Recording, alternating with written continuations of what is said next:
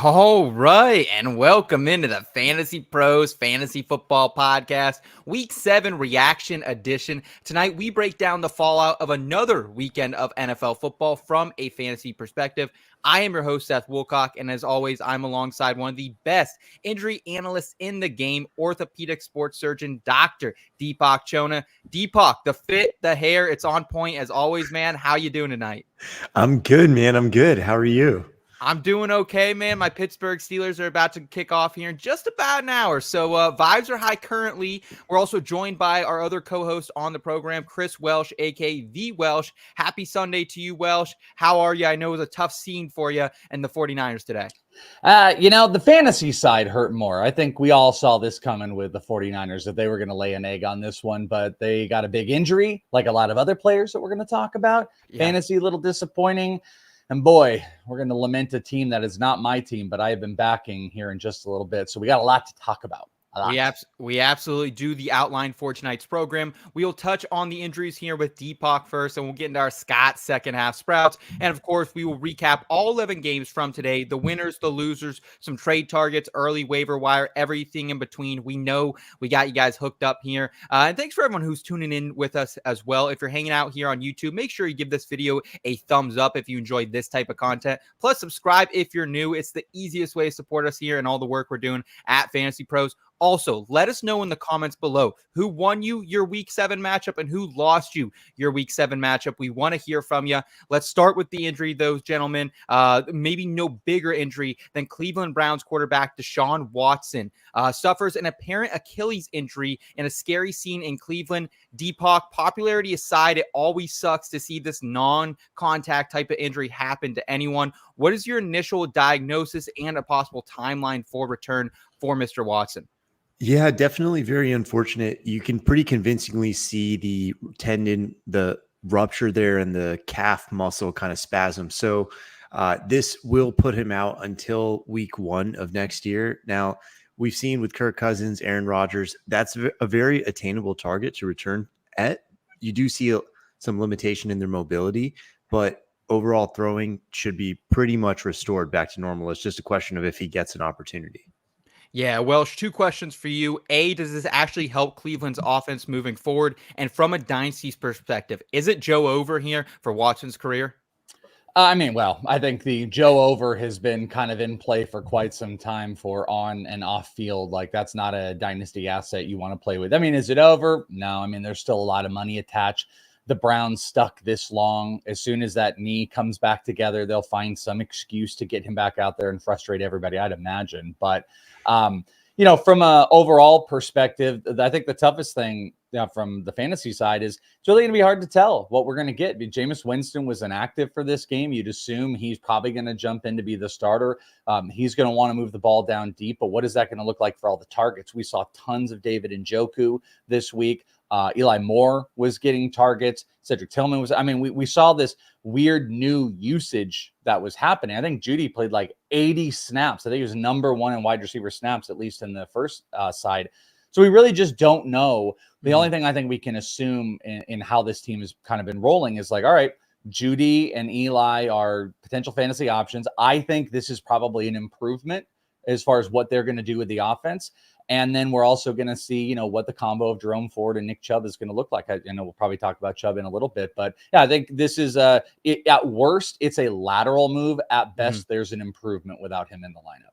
Yeah, don't forget about David Njoku, too. He had a big game here. Caught that touchdown at the end of it as well. Speaking of big games here, we had Seattle Seahawks wide receiver DK Metcalf having himself a day, but then he suffers a knee injury here on a ball that he went up top for. What do you think happened on this one, Deepak?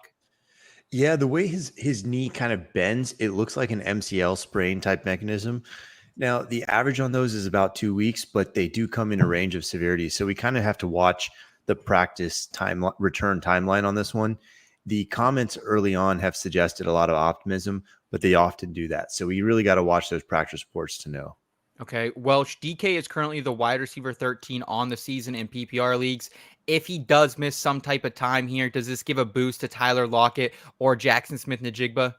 I think it's clear it does. 25% first read percentage you were seeing out of DK Metcalf. So he is the primary target, or the primary look, at least a quarter of all the plays.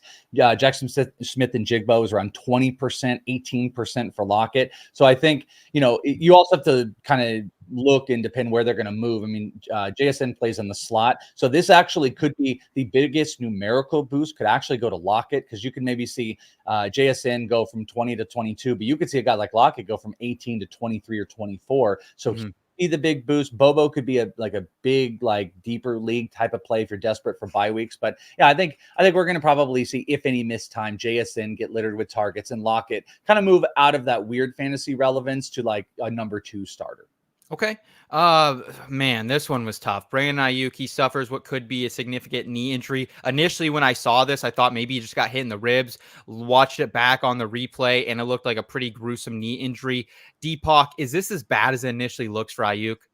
Yeah, it does look like the knee buckles to me, and that kind of raises concern for ACL, MCL, basically ligament injuries that could potentially be season enders for him.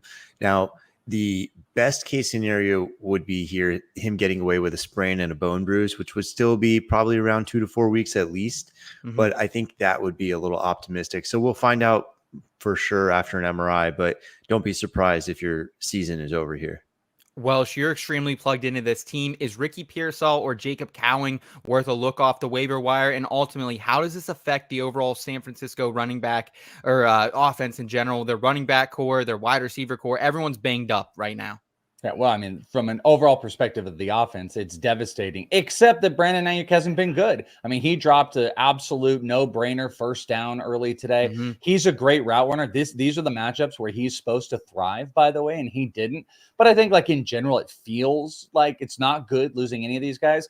Ricky Pearsall should probably be at the tippy top of waivers this week. I'm not sure. We're going to have to look at percentages. I know Debro and the team are going to put their out there, whether it's like Madison had been floating out there. We're beyond the Bigsby stuff. Ricky Pearsall is going to move into that number 2 spot. Debo was sick today. He will be the primary guy. moving forward. Ricky Pearsall will, but also I want to point this out. Jacob Cowing, we're going to talk about it with the Niners. He's an absolute dude, and he will be the 3 when they run 3 wide receiver sets. He's an immense route runner, and he got a bunch of early targets once, we had the injury and they were just, trying to sling the ball. Ricky Pearsall is an absolute no-brainer. Cowing is the galaxy brain play that you probably should look at. So I think they're both. I don't know if Cowing will make like the top 5 waivers, but it's probably in that vicinity. Okay. And Washington Commanders quarterback Jayden Daniels, he suffered an injury to his ribs here, was relieved by Marcus Mariota. Is this some type of broken ribs or bruised rib situation, Deepak? And if so, how much time does the rookie phenom project to miss with this rib injury? Yeah, this one is a little bit interesting. There's not a lot of info that's been really released yet other than early indications that he's more or less fine. Now, what that really means is hard to know because they were up 3 scores by the time the decision was kind of made for him to not come back. So I do have optimism here, mostly based on his reaction. His mom actually also tweeted he's fine. So we would think that he's kind of on the way back next week, but just watch the practice reports on this because oblique and rib injuries, when you're throwing the ball, they can kind of alter your mechanics. So we want to see him return to practice pretty soon here.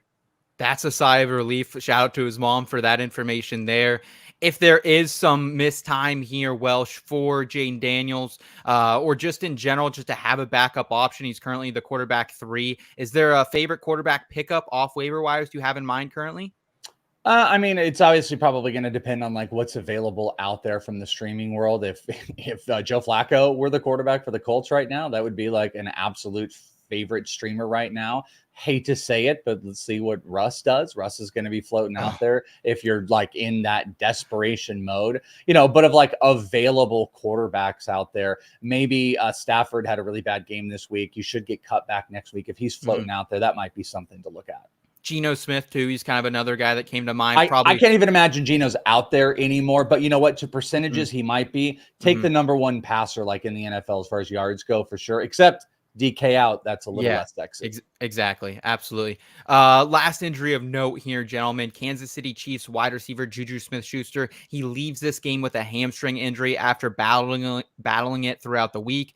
Was this your classic pulled hamstring that results in 2 weeks miss here, Deepak, or is this something maybe more severe here with Smith-Schuster? Given that it's a re-aggravation of sorts, it tends to be a little more severe. So you kind of bump it up from that 2 weeks to the average is 3 to 4 for the re-aggravation. So either way, expecting this to be at least a 1 week absence, but more than likely a few weeks here that he's going to be out. Well, hearing that from Deepak here, what does this do for the Chiefs' overall offense? They're already without Rashid Rice and Isaiah Pacheco currently. I wouldn't be shocked if maybe they go looking around, but I think they showed us exactly what it's going to be. This is like that old school Chiefs thing where it's like, all right, we're throwing it to 10 players every single game. Xavier Worthy had the target share there. He'll be the guy, but he did nothing with it. He did absolutely nothing with it this week, trying to get in arounds, trying to get, the ball in his hands. But it was a lot of Noah Gray. There was a little bit of Travis Kelce. The Niners are kind of a team that you can throw against. But I think what the answer is, it's a little bit of everybody. We saw Sky Moore. That tells you exactly where this offense is going to go. It's going to go to Watson. It's going to go to Moore. It's going to be a bunch of players that don't help your fantasy teams. But Xavier Worthy is the beneficiary here. So again, I think this is like dude goes from wide receiver 3 range to you're just going to have to plug your nose, close your eyes, and put him in the lineup because he is about one of the only targets that they have in the receiving game. So I'm cool with him. And maybe Noah Gray, like if you're really desperate at tight end, like he's just getting targets and he's finding openings. So he might be kind of like a sneaky one. Can we get Travis Kelce in the end zone? It's been 7 weeks, gentlemen. Oh my goodness. Like, I'm just waiting. I'm just sitting here. I'm waiting. I keep putting sprinkles on the anytime TD lines. Terrible mistake every single time. But Deepak, thanks so much for joining us as always, man. How can we best support you, not only here as we approach week 8 of the season, but throughout the remainder of the 2024 fantasy football season? Appreciate that, man. I'm excited to keep on joining y'all here, but also at sportsmananalytics.com, where we post all of our updates on a sort of several times a week basis. And then Twitter is kind of where you find me in basically live at SportMD Analysis. So we'll keep it up on there and let's get those W's. Deepak's a must follow, my friends. Must follow. Appreciate Absolutely. y'all. Absolutely. Deepak, thanks so much for joining us. Everyone, stick around with us after the break here, and we'll get into our Scott's second half sprouts. The fantasy season is like running a marathon. Checking your lineup, tracking injury news, making trades, Monday night waivers. You've got to show up day in and day out for 17 weeks. So how do you dominate your league without it feeling like a second job? The answer is My Playbook. Syncing your league with My Playbook is totally free, and it makes winning your league easy. You'll get a personal dashboard that has everything you need to know all in one place. News and notes for your players, bye-week alerts, matchup info, it's all there. Our League Analyzer gives you power rankings for your league and shows you how the experts rate your team. We even have an AI model that studies injuries and tells you which of your players are going to play this week. And for premium users, there's every possible advantage you can think of. Set the lineup the experts would start with just a single click. Get instant waiver suggestions and trade suggestions anytime. You can even put your lineup on autopilot and have us set it for you. So this season, take your time back and dominate your league like never before. Start for free today with the My Playbook app or at FantasyPros.com/MyPlaybook. All right, folks, it is time for our Scott second half sprout segment, where we highlight one young player that we will call a seed who is ready to sprout and break out to help your fantasy football team dominate down the stretch. Welsh, who is your Scott second half sprout for week number 7? This week's seed, we are going to Buffalo because the seed who's ready to sprout is wide receiver Keon Coleman. Keon Coleman had a big game this week, catching 4 passes. We would have loved more catches, but over 100 yards, 125. He was targeted 7 times and was like a toenail away from a touchdown. Amari Cooper comes into this offense. He's going to be the top guy. I think he ended up having 19 snaps or route runs, and he was targeted 5 times. So you know the dominance is going to go onto his side. But what I really like about this is the potential that Amari Cooper is going to unlock Keon Coleman and all the snaps. Keon Coleman, by the way, led the wide receivers in snaps as he's done a ton of this year. Coleman, this is what I love, currently has the 12th best ADOT, average depth of target, among all wide receivers with at least 100 routes run. That was coming into this game. So obviously that is a player that can get deep, can play deep, and Amari Cooper is going to be able to help kind of control some of that on the lower side of the field. So I potentially think that this addition is going to be able to unlock him not being the number 1, but big plays to start coming when we have been desperately wanting more of Keon Coleman. We got it this week. Keon Coleman is the seed to sprout. And the good thing about Amari Cooper coming into this offense, not only will it raise the entire bar for the offense here, it will draw some of that coverage off as well, Welsh. But Amari Cooper, we saw it on that touchdown. He's playing in the slot some too. So Keon will see some of those X snaps. Of course, we're still going to see probably a little bit of Mac Hollins out there just because the guy is such an animal blocking. But I think Coleman's another guy we can see kind of moved around the offense a little bit, whether that's in the X role or in the flanker role as well. So I like this call a lot. And just like your fantasy teams here, folks, your lawn needs the right care to thrive, especially during the fall season. I bet you didn't know, though, that the fall is actually the perfect time for you to feed your lawn. You can give your lawn a boost with Scott's Turf Builder Winter Guard. Recover from summer, prep for the winter, and lay the foundation for a strong, healthy lawn come spring. Scott's Winter Guard strengthens your grass roots, repairs summer damage, and prepares your lawn for winter so you can enjoy your fall without worrying about your yard. So don't wait. Pick up a bag of Scott's Turf Builder Winter Guard today to feed your lawn. Feed it. I don't know about you, Welsh. We had the first frost of the winter here out in Pennsylvania. So I'm ready to get my yard back into tip-top shape. Hopefully you are as well. Do you have grass out where you're from? Yeah, we do. We had our first frost as well. It hit 79 today in Phoenix, and it wasn't 100. Yeah, we have grass, occasional rain, occasional wind, and occasional hoodies. Okay, that's good to know. Let's get into the games here, though, my friend. And I want to start in London, where Doug Peterson might have just saved his job with the Jaguars winning this one 32-16 against the Patriots. Big games for Brian Thomas Jr., 5 for 89 and 1. Tank Bigsby also had a great game in relief of Travis Etienne, 118 and 2 on the ground on 26 carries. Brian Thomas, he was the wide receiver 12 coming into today. Is he still a low-end wide receiver 1 the rest of the way, or is regression coming his way?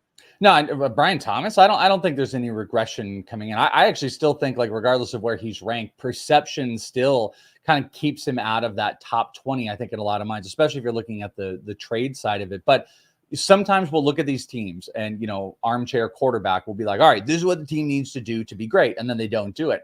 And Doug Peterson was maybe listening to that. And we got the two things that we all wanted. We wanted Tank and we wanted Brian Thomas. Well, I want more targets for Brian Thomas, but no wide receiver, tight end, or running back had over 5 targets in this game. Brian Thomas caught all 5 of those, had a big game. And I'd also throw it to Tank Bigsby. Obviously, Etienne was out, but Tank absolutely thriving. 26 carries, 118, and 2 scores.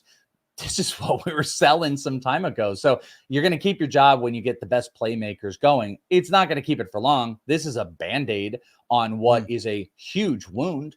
But I'm very, very positive about Tank Bigsby and Brian Thomas moving forward. If they are seen, especially Brian Thomas, outside the top 20, he's still a massive buy. I think there's no regression because this team is playing from behind, and it should be a lot of those two. Where do you rank Tank once him and Etienne are both back fully healthy? Well, I think the big thing that we're going to have to see is what this ultimately will look like with both of them healthy, because what was it? We saw a couple weeks ago where they're like, Etienne's still the guy, and Tank is still rolling out there.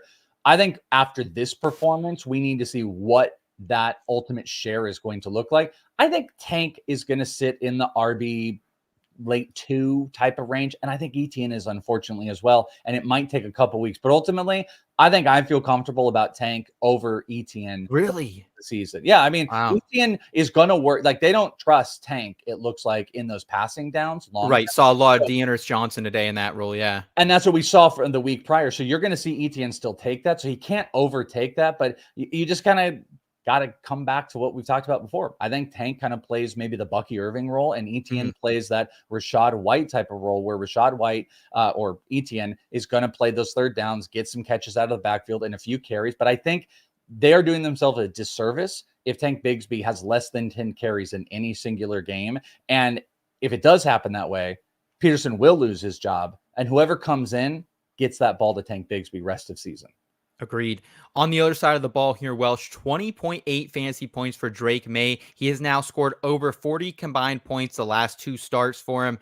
Is there legitimate value in a 1-quarterback league here, or is this just taking advantage of a good matchup in Jacksonville? I think it's taking advantage of a very good matchup. Okay. I would not be starting him out there. One thing I actually wanted to see an uptick in the yards on the ground, because I think that's something that, and not to say that, he had 3 carries, 18 yards, not to say he's going to not keep running, but like, that's something that could have held him up. I mean, it held Justin Fields up all season long. Right. Was the equity of what he does on the ground. This is nice and all.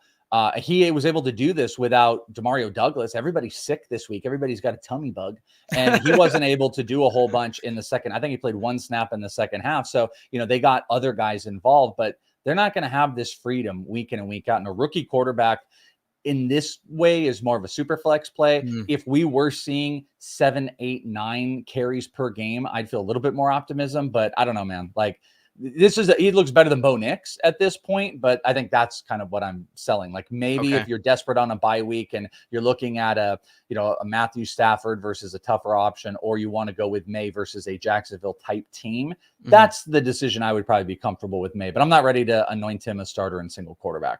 Any other fantasy takeaways from this game? Christian Kirk, he continues to be pained for fantasy managers, played fewer snaps than Davis and Brian Thomas Jr. out there. Hunter Henry, he's back in the mix as well. It seems like he's a roller coaster. 1 week he's on, 1 week he's off, 8 for 92 on 9 targets. Anything else from you here from London?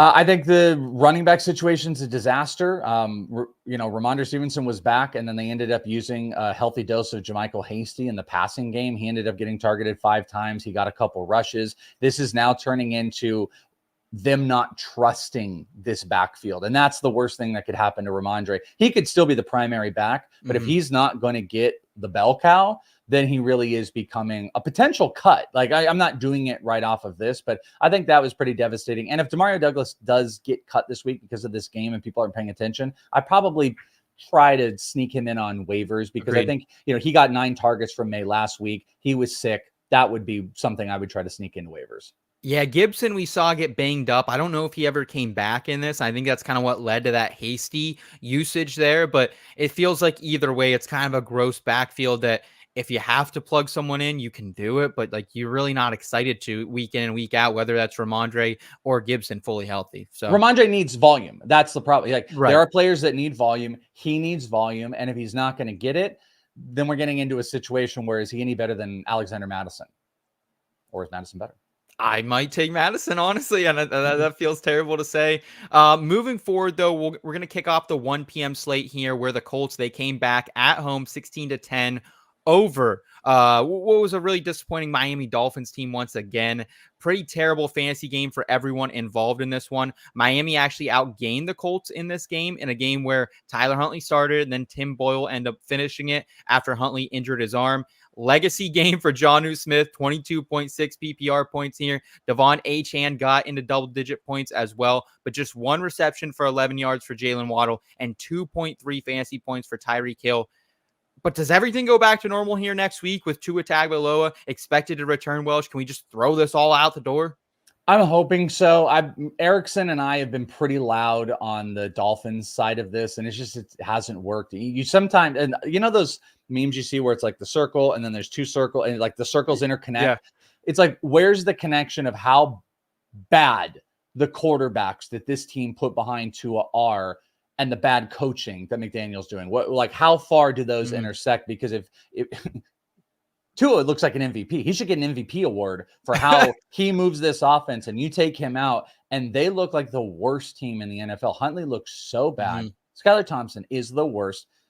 Tyreek Hill played over 60 snaps. He had 60 snaps at wide receiver this week. There were 6 wide receivers that went 60 plus. Guess what? The least amount of targets of any of those 6 wide receivers. Ray McLeod had more targets and just a few more snaps than Tyreek Hill. Wow. You can't win by not getting the best player of the ball. I mean, they did a good job of having Achane in there. You saw Jalen Wright look phenomenal again. Raheem Mostert fumbled. I think that's moving out. The Dolphins are a disaster, but the main point here is it's like you almost just throw it all out. We're frustrated. It hasn't worked. You bought. Doesn't matter. Blah, blah, blah.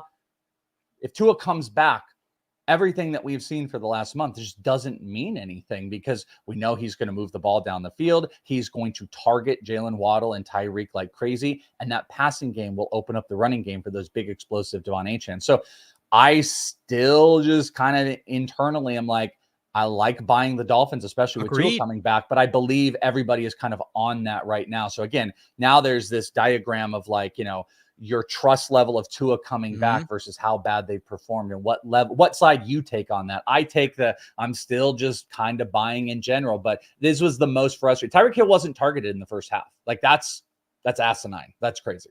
Yeah, I'll say though, like you still got to keep buying these guys low. Last week, and as an example, I traded. This was before the Russell Wilson news, but I traded Justin Fields and Antonio Gibson for Jaylen Waddle. I put him on my bench this week and just am hoping for better days ahead. Like still a great trade. Yeah, like that's kind of, and this is like your last window to buy Tyreek Hill as well here this week before Tua comes back. So make it happen. There's only so many more weeks we can say it though. That's the other thing I want to point out. Like, I could just be wrong. We could just be wrong. Like that. Me and Erickson will just like wear the L's for the rest of this year. Yeah. Like me and him have been saying this every single week, and then the weeks are not backing it up. Really, I mean, Achane, I think kind of did a little bit.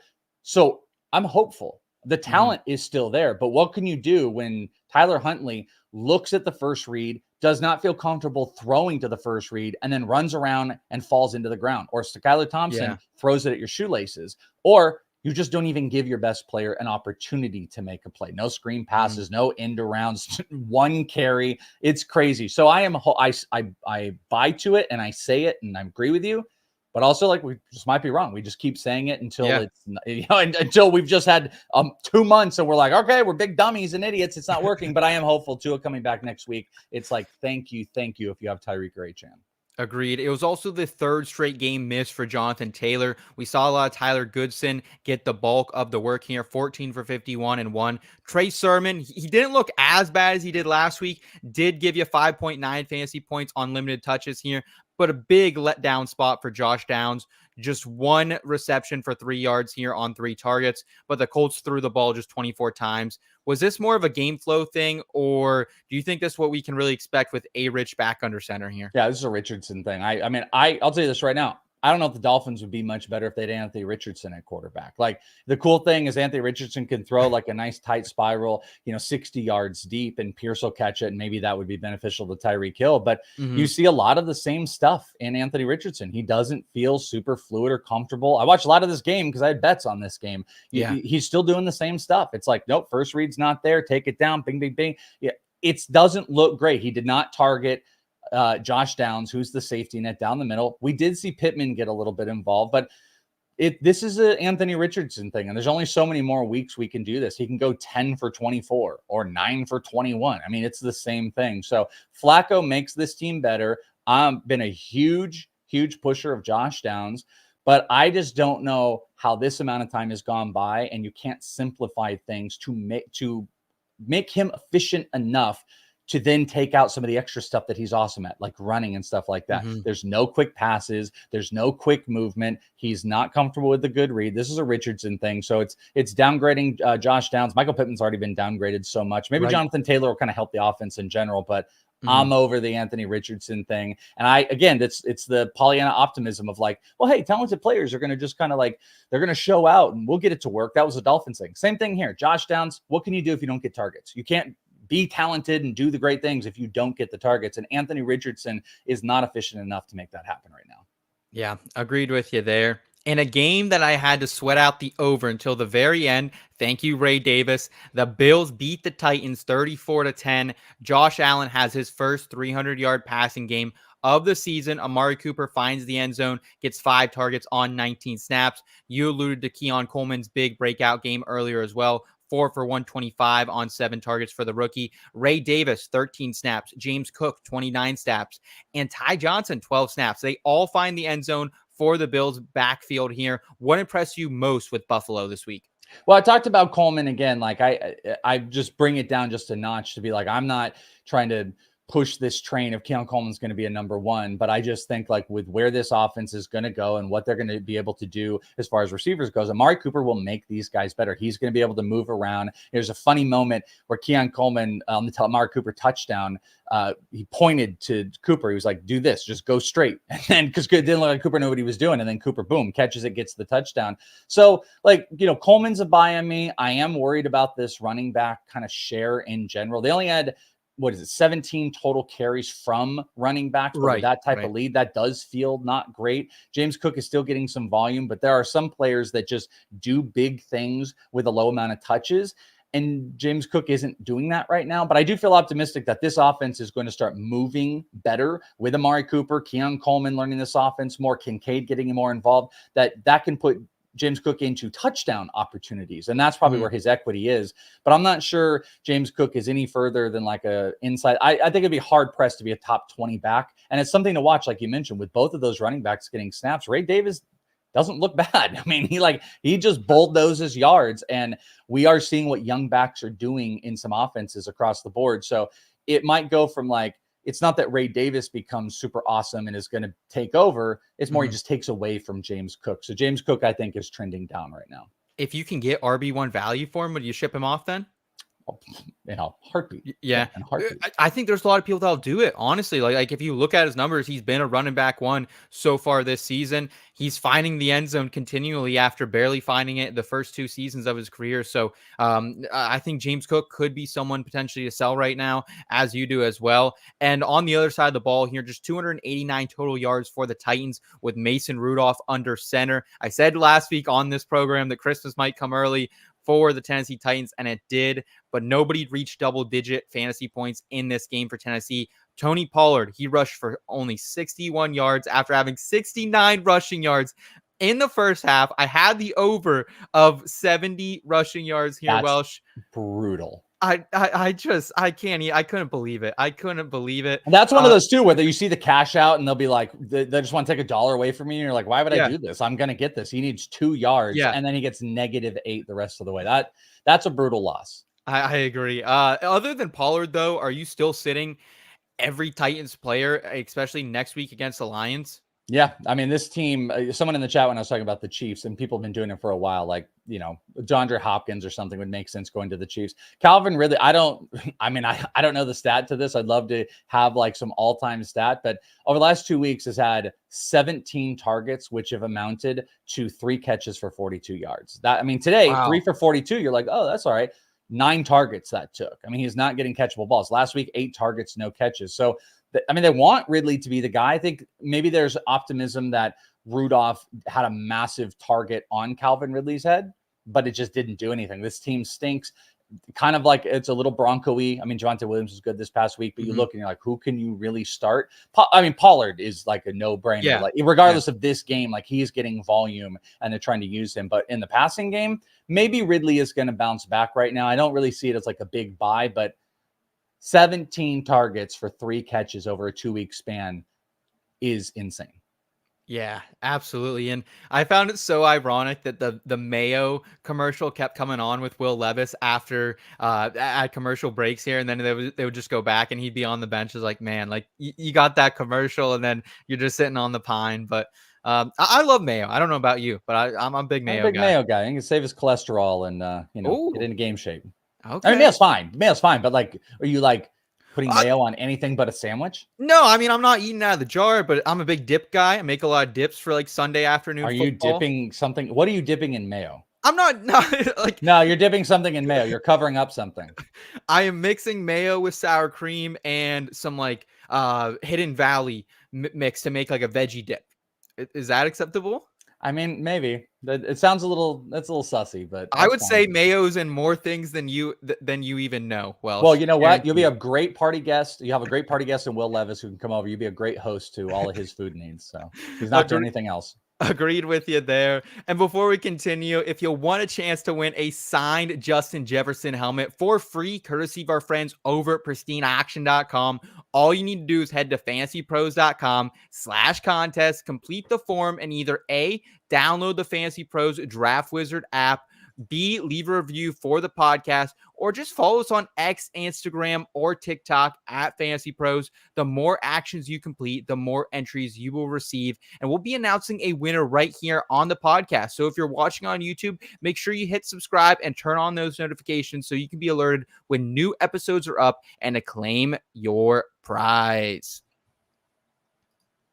All right, the Battle of Ohio was perhaps the strangest game on the early slate as the Bengals win 21-14 over the Cleveland Browns. The Browns actually outgained the Bengals here 336 to 223 total yards. They controlled the time possession in this one as well. Just couldn't get on the board. T. Higgins, Jamar Chase, they still found the end zone twice to save their days. But Chase Brown to me, Welsh, was kind of the big story here from a usage standpoint. Out carried Zach Moss 15-6, ran 10 routes to Moss's 11.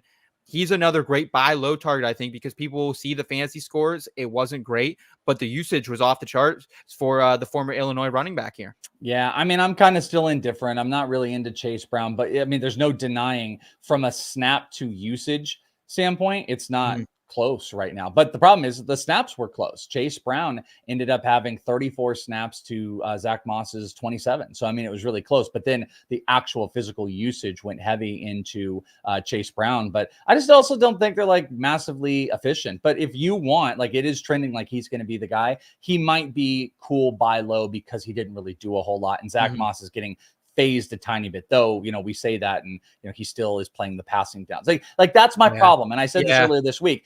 If you didn't have maybe Zach Moss, he was only like a carry guy and he wasn't someone that was running routes and getting receptions. Then if you're telling me Chase Brown is getting more dominant, he's getting more dominant runs and he's going to be the third down back in receiving, then I'd feel a little bit better. But Zach Moss is just a compliment to that exactly. But he is like fading in the background a little bit on the Bengals side. Yeah, agreed with you there. For the Browns on the other side of the ball here, they lose Watson. They then lose DTR as well. Nick Chubb bound the end zone in his return. Dave Njoku, big day for him. 14 targets, 10 for 76 and 1. Cedric Tillman, talented second-year wide receiver as well. 12 targets for him, 8 for 81. What is sticky here, you think, without Watson moving forward? If anything, they play the Baltimore Ravens in an AFC North clash next week. Sticky is David Njoku. I mean, David Njoku, regardless of who the quarterback is really going to be, David Njoku looks like that's going to be the play. 14 targets in this game. He had 10 for 76. Also bad drop. So Vernon Davis. I'm a 49er fan. Vernon Davis back in the day. Big physical guy. Run like the wind. And he just had brick hands. David Njoku sometimes has that. Just dropped a ball that he should have caught. But he's going to get littered with targets. I think Cedric Tillman's really interesting. He ran 16. He had 69 snaps, 47 routes run. He was number 2 on that team at wideout. But I tend to think Eli Moore might be a little bit more sticky because, you know, he is like that safety net slot guy. He ended up having 7 targets. He caught 6. So, you know, Jerry Jeudy looks to be the number 1, but I think this is tough because it's like we probably saw 2 of the 3 quarterbacks that we're not going to see next week. We know we're not going to see Watson, and I would assume we're going to see Winston next week. And that is probably going to change what that target share looks like. But, you know, I think this is an open field. If I wouldn't be probably trying to waste any fab or anything on Cedric Tillman, but he might be a guy. 12 targets, 8 catches. I kind of think Moore or Jeudy are out there. That might be a little bit more interesting. Also on the running back side, I know you're probably going to get there. Just jumping over to Nick Chubb. I've been kind of a proponent of like, hey, listen, this is a cool story. It's awesome. But I think selling the hype was probably the play. There's 2 sides to this that, you know, this is the first game back. They don't want to overload him or anything like that. But also, you did see 11 carries in a game that Jerome Ford was inactive about. I've tended to think that they've been showing us what the future game plan is. And it's going to be a pure split between Jerome Ford and Nick Chubb, regardless of what the health looks like. And that's where it's going to make it really tough for Nick Chubb to like activate that fantasy value. And now you take, I mean, quarterback stuff's a mess. They traded away their number 1 wide receiver. This offense doesn't look like an offense I'm super excited about. So I don't know if you can still move off of Chubb. He did score a touchdown. Maybe people get kind of jacked up like, oh, the usage is going to go way up. I would still potentially be looking to move off if someone just, you know, wants out and maybe is willing to pay that like running back 2 type of value. I would probably be selling. And Jerome Ford, he's a guy that people needed roster space this week. They might have dropped him. So go out there. He's another person. He won't be high, potentially up in the projections next week. So kind of a sneaky ad. I don't know if you'll need to pay any fab for him. People might, you know, think he's going by the wayside. But Jerome Ford, I think is a very interesting ad here. I know a lot of managers who are kind of upset. They thought they were going to get like a Chuba Hubbard-esque start from Jerome Ford without Nick Chubb. They didn't get that. So, yeah, I like that call out there a lot. And, hey, if you need to sell high on Nick Chubb and get yourself another position or just a better running back, might not be a bad idea, Welsh says as well. In Lambeau Field, the Packers moved to 5-2 with a 24-22 win over the Texans. However, this wasn't the fantasy bonanza I think we all thought it would be. Just 474 total yards in this game. 26.4 fantasy points for Joe Mixon. He was awesome on the ground, but largely a disappointing day for those who roster CJ Stroud. Just 86 passing yards. Stephon Diggs, 7.3 PPR points, and Tank Dell with the donut. Was this more about Jeff Hafley's defense just getting the best of the Texans? We didn't see Stroud with a lot of time back there. He was getting pressured on a ton of his dropbacks. Or are there more serious concerns about this Texans offense until Nico Collins returns here, Welsh? You know, I want to come on here and be like, don't worry about it. You know, just don't really worry about it. They were really efficient on the ground. Joe Mixon had a phenomenal game. Mentioned that, by the way. He was ranked outside the top 10 in ECR of rest of season running backs. And I was like, go buy him. Top 5. It still looks like it's in play. They love him, though they didn't throw to him. And I loved his receiving yard prop this week. So I want to give excuses to that. But I know Stroud hasn't looked like the next step that I thought was going to happen. Yeah. And since Nico has been out, Tank is not stepping up. Diggs has been, it's still just like, I'm going to just lean on 8 out all the time, but it's just like he's not a big average. He doesn't stretch the field like what Nico was doing. Nico's a threat. Nico spread defenses out. He was a focal point. And what you liked was it would make players better. They just don't look as good without Nico right now. Maybe what that means is there's a buying opportunity for some of these guys. I mean, Tank has got to be at an all-time low with, 4 targets, 0 catches, and Diggs was bad. There might be something there, but you got to buy it really low. I am going to say that maybe like with the Dolphin situation where I have tried to just be like, hey, listen, this is the good players. They're going to just ride, the cream rises to the top. Like that's going to happen. Maybe that's not going to happen here because Stroud looks like he doesn't have that next level, that next weapon that he can push to because we're not seeing the separation from Dell. Diggs is kind of running it low and no one else has really stepped up. So yeah, maybe this is just going to be not as great until Nico comes back. I don't know what the application is. The application to me would be if Tank Dell is dropped, I'm picking him up. If someone's like, I'm done with him, I'm going to probably try to go and trade for like a guy like Tank Dell. But I do think that they're going to be a bit of a mess until Nico comes back. Yeah, I agree with you there. I just traded for Stephon Diggs this past week. I was hoping, what it cost? So I got Diggs and I got Jordan Addison and I gave up Brian Robinson and Tyler Lockett. So I felt like it was a pretty even trade. I was really good at running back, though. I had no wide receivers. My wide receiver one, funny enough, was Brandon Aiyuk. So I feel like I need kind of Diggs now, Yeah. Yeah. I heard. I mean, I think that's fair. It's just, I don't know, something about Brian Robinson not wanting to trade. I know. It was a tough sell. On the other side of this game, though, Jordan Love, he continues his 3 touchdown per game pace in this one. He throws for 220, 3 touchdowns, 2 interceptions as well. Sound days for everyone in this offense, aside from Jayden Reed, 2 for 10, and Christian Watson, 1 for 9. Josh Jacobs scored his first career receiving touchdown, while the squeaky wheel, Romeo Doubs, 10 targets, continues to get oiled here. Did anything stick out for the Packers for you, Welsh? Yeah, I think it's the Watson side. I mean, there's so many great weapons here. I think they're actually it's a problem. It's a glut of riches. I mean, the running back side, we know it's Josh Jacobs. I really thought Emmanuel Wilson might become a little bit more of a thing. They didn't need it, but they only went 12 carries with Jacobs, but he's so efficient. But on that receiving side, Dobbs cried and went home, took his ball and went home, and then they just rewarded him and he gets all the targets. But like, if you go and look at the snaps, Watson had the 3rd most snaps of wide receivers, but just the target shares, they just don't equate him. And Dontavian Wicks had 24 snaps. He ran 17 routes, 2 less than Watson, and he had 3 times as many targets. So Watson, 19 routes run to 2 targets.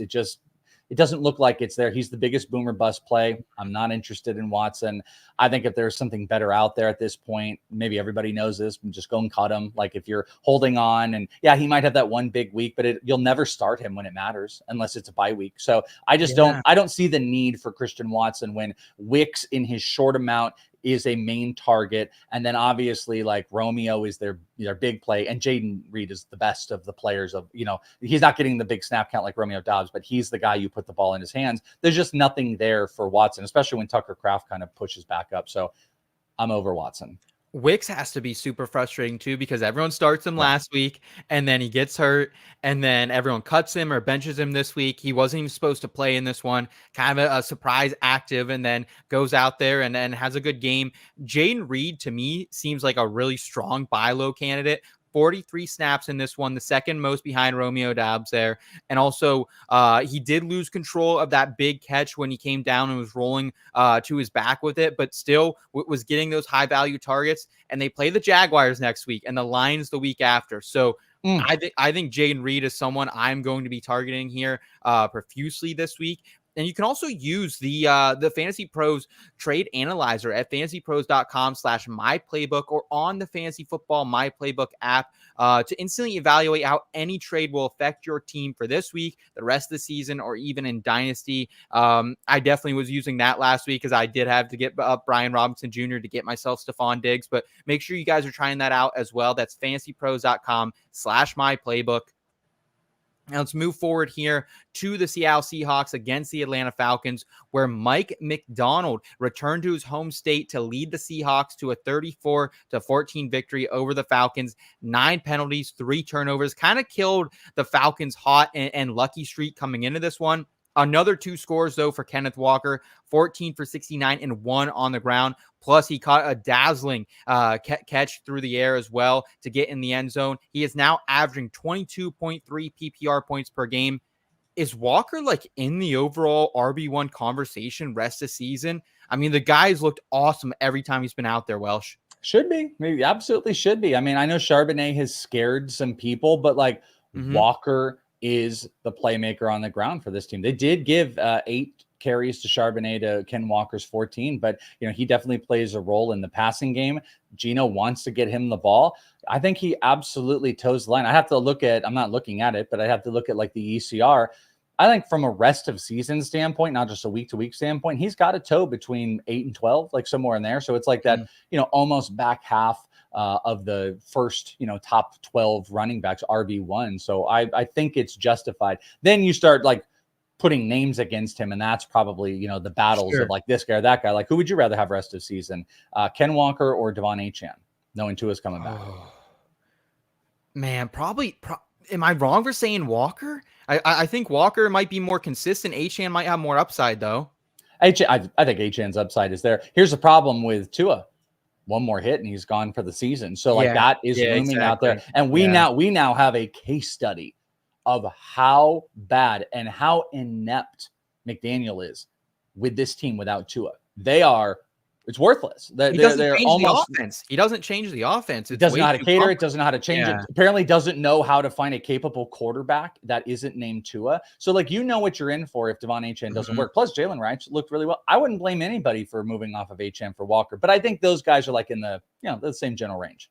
What about Bijan Robinson? Would you rather have Bijan? Because he had another big game in this one, 21 for 103 and 1 on the ground, 3 for 40 on 5 targets as well.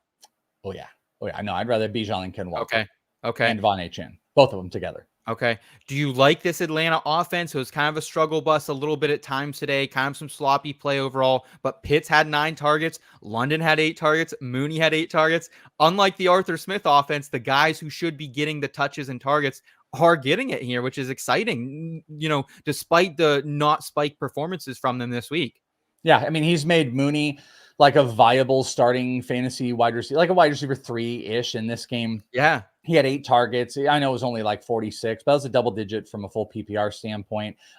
Drake London is kind of consistent. We're stacking some Pitts weeks. Like Cousins had some bad hits in this game, and this wasn't like a really great performance. He ended up throwing 2 picks, but 35 pass attempts. That's what you want to see. This is the offense I want to see. I want to see 20 plus carries from Bijan, 20 plus touches per week, and I want to see over 30 pass attempts because that is going to make all of these guys viable. They are legit right now. I'm looking 1, 2, 3, 4, 6 fantasy options on a week in and week out basis from Cousins, maybe on a matchup, towing as a QB1 to Bijan. Algier could be flex play. And there are 2 wide receivers and a tight end. That's really not a big question. And we were looking at other teams and we're like, do they have 1? They have 6. They've got 6 viable guys. So I'm a buy for the Falcons. If anybody's selling kind of low. I am as well. And we had a really fun game in Minneapolis as well as Jake Bates bangs home a game-winning field goal for the Lions to win this one 31-29 to take control of that NFC North division. Even though this game from an offensive standpoint was very even, 391 yards for the Lions, 383 for Minnesota. It was also pretty even for time possession as well. And we had some big plays. We had the fumble return for the touchdown for Minnesota, but it didn't stop people like Jahmyr Gibbs for going off for 32 points with Dave Montgomery banged up. Amon-Ra also dropped 25.2 fantasy points as well. But it kind of came at Jameson Williams' expense, 1 for minus 14 yards, and Sam Laporta, who continues to be honestly a disaster. He's now scored double-digit fantasy points in just 1 game this season. What do we do with guys like Laporta and JMO, who we know they have upside? I mean, JMO's been pretty good. He's had 2 bad games, so we can't throw him under the bus too much. But, I mean, Laporta's been one of the biggest busts of the season, Welsh. Yeah, I hand up. I wish I had like really great information on what to do with Laporta. I'm shocked at how I'm literally speechless on how they're using him. I had the over on receiving yards this week because it's like, dude, throw him 1, he goes 50. In this game, his 1 catch was over 25. Like you can make great plays if you throw him the ball. They don't. And it has been 7 weeks. 7 weeks have gone by and there has not been an adjustment. That's what's so worrisome. It's not that Sam Laporta and they're winning. And they're winning. And they're winning. They have so many weapons, but he had been getting the ball. We see this happen. I mean, Mark Andrews is living this. What do you do with Laporta? Like there's only so long that you can like close your eyes blindly and start him. Unfortunately, there's not a ton of great tight ends that you can go and stream over him in most leagues. No. Most of those guys, people have been desperately picking up because their tight ends stink. But like, if I give you an anecdotal thing, I think David Njoku over Sam Laporta rest of season. I would go with Njoku at this point. I think even if it's not going to be great, he's going to get a ton of targets. They have not shown us that Laporta will get volume and targets as Jameson Williams has stepped up. They have two great viable running backs. What did they do in this game? To Khalif Raymond, Tim Patrick, going to everybody but Sam Laporta. So I'm frustrated as a Sam Laporta owner in a bunch of spots. If there was a tie, if Tucker Kraft had gotten cut, could you make that move? Maybe. Like Sam Laporta, Tucker Kraft. Again, I don't know where the boundary between those two are right now, but they've shown us nothing in what will change Sam Laporta to be great. And all we have to rely on is like what we saw last year in the talent. And that's frustrating. Agreed. On the other side of the ball here, big game for Justin Jefferson, 21.4 PPR points for him. Aaron Jones goes over 20 as well. Where do you think these guys fit in rest of season for you? Would Justin Jefferson be in consideration for the 101 if we redrafted today, you think? Sure. Yeah. I don't think there's even like from the wide receiver side, Justin Jefferson, he's elite of elite. You feel really comfortable with it with this offense. Addison, you'd love a little bit more on the target. It's actually kind of shocking to see Naylor out target Addison, which maybe takes away from Addison's flexibility. But this is the thing I'm more focused on. This is great to see for Aaron Jones. Aaron Jones, there's a lot of stuff with the injuries and Ty Chandler upticking. Then they bring in Cam Akers. Like, what is going on here? And then they just come out. He's healthy, 14, breaks a big 30-yarder. He has 93 yards. He's getting a couple catches, over 100 total. That's like my big takeaway here.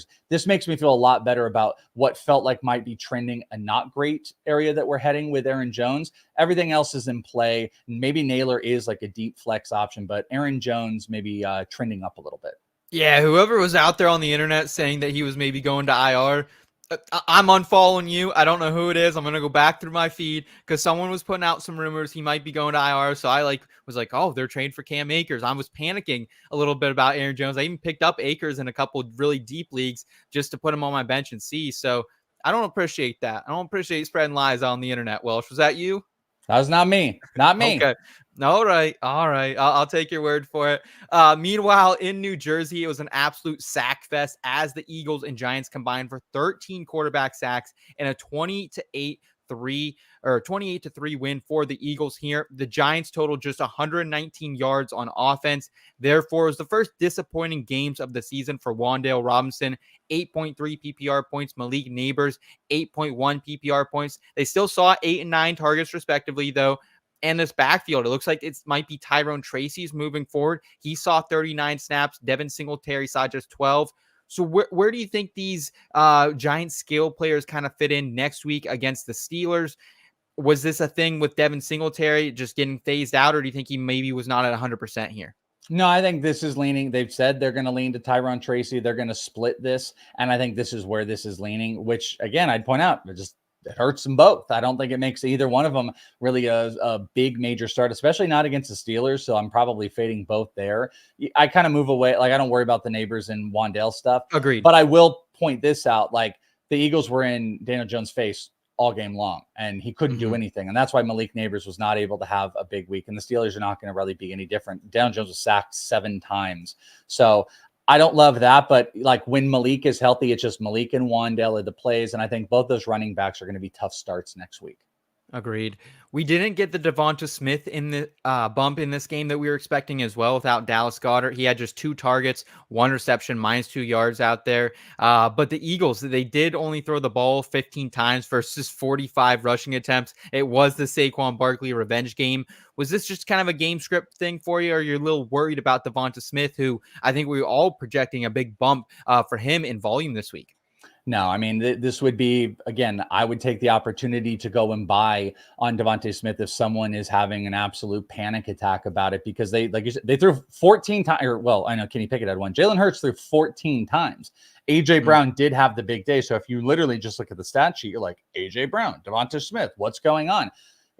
They had the ball control the whole time. Like, they could at will do what they want with Jalen Hurts, with Saquon Barkley. You take out Will Shipley, and they still had 38 rush attempts. So they moved away from the passing game a little bit. Devonta Smith, he's still solid. This is a great time to buy on him. Everything out kind of played how we had it. But, they lost Dallas Goedert. And if you can be efficient on the ground, then keep going. And that's exactly what they ended up doing. So this is more anomaly than anything else. Again, maybe I'm brushing something under the rug we should be more worried about, but I don't think so with Devonta.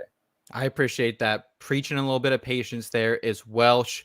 Let's go ahead and turn the page here to our 4 p.m. slate games. But before we do, I did want to tell you about our Fantasy Pros Discord community. You can chat with other fans and get access to exclusive AMAs that wind up on our podcast feed. You can get our new schedule that has been released for this season on Mondays at 2 Eastern time. You can catch the Welsh, Boggs, and Joe, of course, over there. And then also Welsh will be back on Thursdays at 2 Eastern time with Erickson. And then on the third Tuesday of each month as well, Fitz and Boggs are on to talk Dynasty at 5 Eastern time. So come get your questions answered and be on the show at fantasypros.com/chat. Welsh, I know you do those Discords, and it feels like you have a lot of fun interacting with the Fantasy Pros community each and every week. We have a lot of fun. We had the most we've ever had actually on what is it? The Extra Point on Thursday. So come in, hang out. Yeah. Me, Erickson, then me, Boggs, and Joe. We have a good time. Great time to get your questions answered. And we always do the on Discord, fantasypros.com/chat on Monday, the grievance on Mondays for Out of Bounds. Air your grievances on air, your frustrations with losing Brandon Aiyuk or whatever it is. That's what we need, man. We just need a place to vent. So I appreciate everyone who's over in there in the Discord, chopping it up with Welsh and everyone over there each and every Monday, and all the other shows we have over there in the chat. Let's go ahead though. Let's turn the page here to Washington, where the Commanders win 40-7 against the Panthers.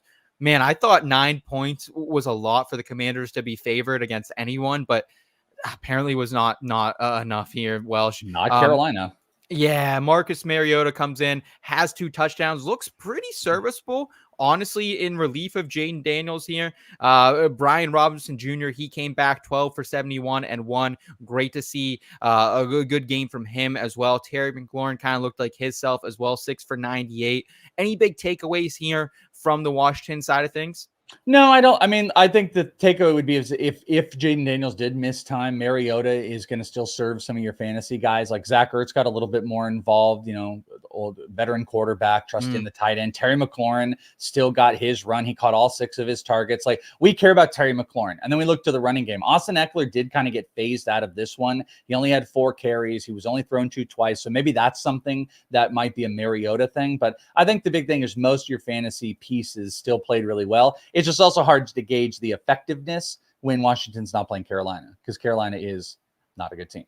That's the second week in a row, too. This Washington defense has actually showed up a little bit. Like, early in the season, I remember we were picking on them. I know a lot of people cashed in on that 2 touchdowns from Jamar Chase early on that Monday Night Football game. But, I mean, Andy Dalton only 93 yards for him, 11 for 16.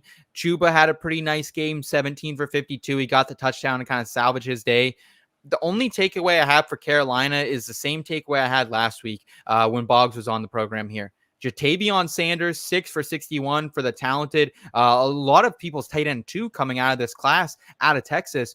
Any love for Sanders maybe in some deep tight end premium leagues? Yeah, it might be sneaky. If you don't have a tight end that you just don't think about and you're always playing the streaming game and you're like, is Tyler Conklin available? Sanders might be someone to pay attention to. But, there are some ball hawks on this team, but it's just like, is it Dalton? Is it going to be Bryce Young? Like, when they announced this week that like they're going to reestablish Bryce Young back in the lineup, like, what are we in for? What is any of this stuff going to do? So I would tread lightly. I would cautiously move with my fantasy option. Chuba is the one you feel, but also we're probably going to get Brooks this week, which is going to kind of like open it up. I probably am not going to start him on his first active game, but that's me. So it's probably just Chuba at this point. Do you keep rolling Deontay Johnson out there? It was a disappointing game for him this week, but he's had spike performances throughout the season already.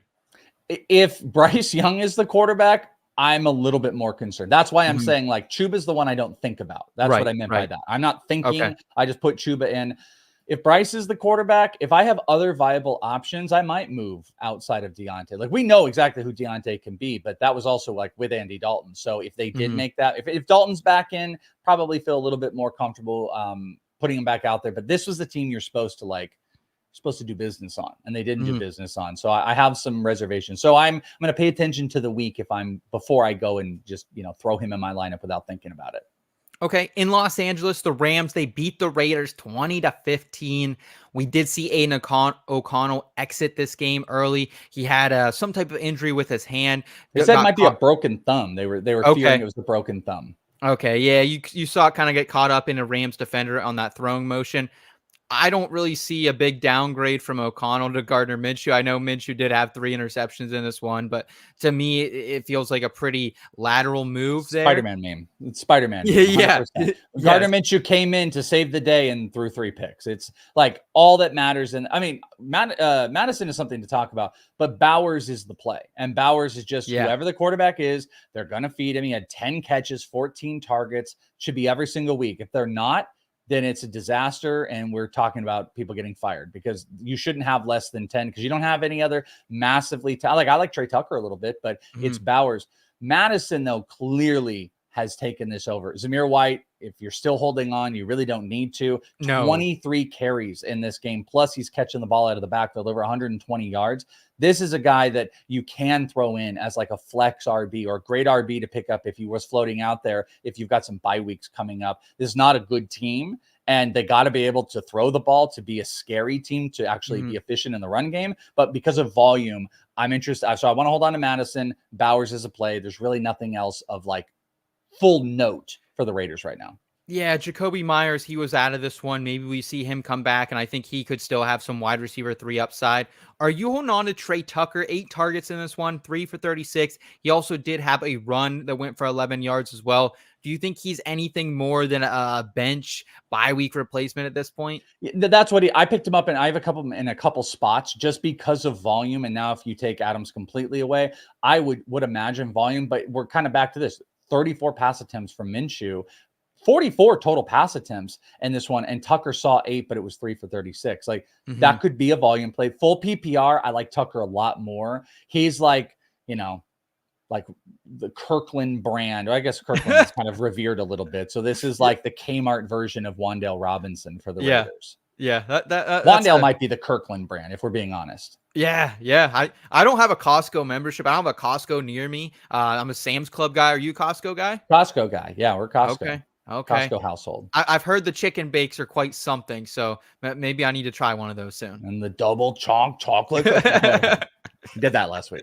Looking at the Rams side of the ball here, is it time to just stop with these ancillary pieces? We've tried Jordan Whittingham. He just didn't show up this week at all. I know a lot of people in the chat were upset with him earlier. Injury this week, so yeah. Tyler Johnson, 7 targets for him. Tutu Atwell got over double-digit PPR points as well. So, like, is it Tutu here that you can keep throwing out until we get cut back and until we get Puka Nacua back as well? I really thought we were going to get cut back this week, so egg on my face. Bogman was a lot more hesitant to it. It really seemed like we were trending. They wanted to play it safe. He was inactive.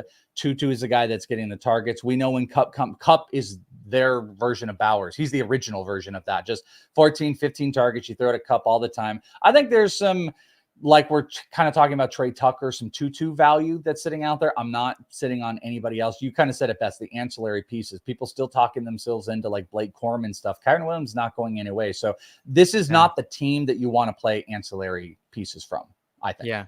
Yeah, no, I agree. I think you just have to kind of wait until Cup and Nacua come back. And if you have Kyren Williams, I have no Kyren Williams other than like some early best ball teams that I did pre-NFL draft because Corum scared me away from him. But yeah, enjoy the ride if you do have him. We'll round out the program here, though, with the Chiefs and the 49ers. And man, was this game a stinker. Super Bowl rematch. I think everyone was expecting and having some high hopes for it. Patrick Mahomes, Brock Purdy, they combined for 5 interceptions here. We already touched on the Brandon Aiyuk potential ACL tear with Deepak earlier in this game. Who are the winners and losers other than Kareem Hunt, who goes 22 for 78 and 2? Is there another winner?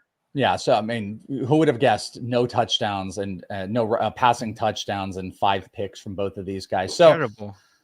Chiefs side, we've kind of talked about this. Kareem Hunt is still the guy. I talked myself out. I'm going to talk with Joe and Erickson about this on Betting Pros. I talked myself out of a bet where I think I mentioned it. I loved rush attempts for Kareem Hunt over 13.5 this week. And we moved it to a bet that didn't win. And that one, because he was the guy. We were worried about if CEH comes in, it doesn't matter, because they just pound the ball with Kareem Hunt. So he's a continued start. Xavier Worthy seems to be the play, but we know it's just going to be a bunch of mess. That's the Chiefs side. Yeah. Back to the 49ers side. The one thing we didn't mention earlier in a hyper focus of waiver wire, and people in the chat were like, what about Juwan Jennings? Absolutely.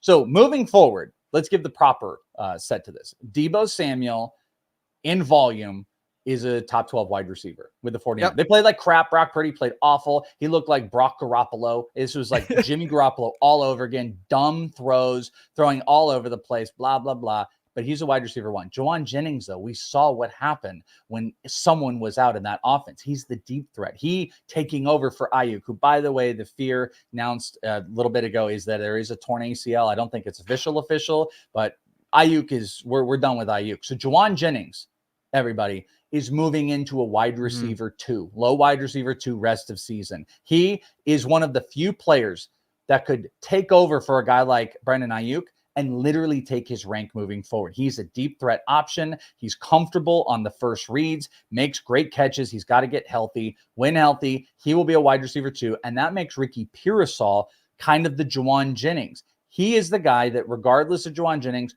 go and pick him up this week. If Juwan Jennings is on the waiver wire, which someone pointed out, that did happen. He should be the number 1 waiver wire pick, Juwan Jennings, if available. If not, Ricky Pearsall should be near the top because this team does want to throw the ball. We saw what Juwan Jennings can do, and Brandon Aiyuk out of this is going to open up some of that target share a little bit. So Ricky Pearsall's upside maybe comes down a little notch because of Juwan Jennings, but wide receiver 1, wide receiver 2, low wide receiver 3 to flex in a guy like Ricky Pearsall, who has massive upside. That's how this plays out. And then we'll have all the Christian McCaffrey injury stuff in the coming weeks as he's coming out. So we don't need to get into Jordan Mason, but that's the big takeaway. Juwan Jennings, your absolute number 1 pickup, and he becomes a 2. If not, Ricky Pearsall should be at the tippy top pending what is available out there because his usage is going to skyrocket. And we saw his snaps way up. I believe he was like number 2 on the wide receiver snaps without Debo. And so that we are going to see moving forward go up as well. And George Kittle too, man. Like he's probably, is he the tight end 2 rest of season behind Bowers? Like I've been trying to say it's Kelsey and it just doesn't look like Kelsey. And George Kittle continues to be just such a great value. It feels like he doesn't let you down any single week. Like Brock Purdy loves this guy. Yeah, it's just his health. But yeah, you're 100% right. 6 for 92. He's going to get more red zone targets that he already kind of was. He is a safety net. You don't see like first read stuff, but that's the thing. It's like, you know, if he gets off of the first read, you have more inexperienced wide receivers. Brandon Aiyuk is a route master. Luckily, Juwan Jennings does pretty well, but he's plays a little bit better against zone. But the reason with Aiyuk, where he would get those first read targets, is he can get off his breaks really quick. If you've got young wide receivers that can't, then you're going to have more checkdowns to George Kittle. His health is the biggest question mark to it. But to your point, yeah, I think at this point, like, there's really is there a consensus number 1 tight end at this point with really anybody? Kittle might be the guy, especially with Aiyuk out. So you should feel pretty good if you have him, and just cross your fingers. We don't have that Kittle injury that takes him out 2 or 3 weeks like it does every year. Yeah, absolutely. But Welsh, thanks so much for all your analysis and all the joking around tonight, man. It was good to bring a little bit of life back into me after losing Brandon Aiyuk and a bunch of other players on some of my fantasy teams and not hitting every single bet that I place. Who knows? You know, who thought that would happen? Sigh. Yes. But that'll do it for us tonight on the Fantasy Pros Fantasy Football Podcast. Until next time, please like this video if you enjoy it. Plus, subscribe to the Fantasy Pros YouTube channel and podcast feed. Plus, download the My Playbook app today. For Chris Welsh, my name is Seth Woolcock. Thanks for watching. Take care, y'all. Bye, guys.